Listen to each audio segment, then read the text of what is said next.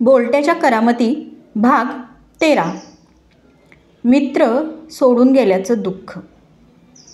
बोलट्या आम्हाला जी वागणूक द्यायचा त्यावरून तो खूप खडूस वाटायचा.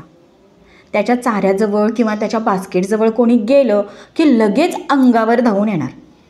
त्याच्या इलाख्यात कुणालाही प्रवेशबंदी होती.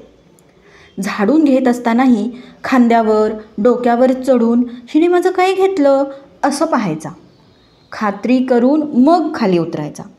कचरा जरी भरून घेतला तरी पंजांनी तो सांडून द्यायचा.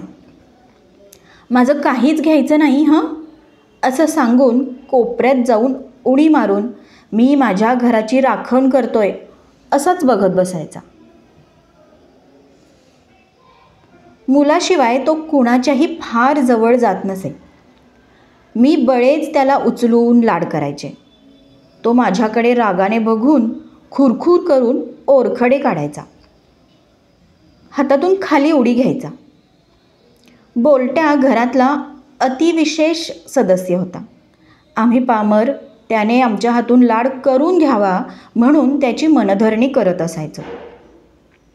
तेजू सुट्टीत येऊन 1 महिना त्याच्यासोबतच खेळत होता. बोलट्या त्यालाही फारसा भाव देत नसला तरी लाड करण्याची खेळण्याची मुभा देत होता. मनात आलं तर थोडंसं चाटायचा, नाहीतर खुरखुर ठरलेलं.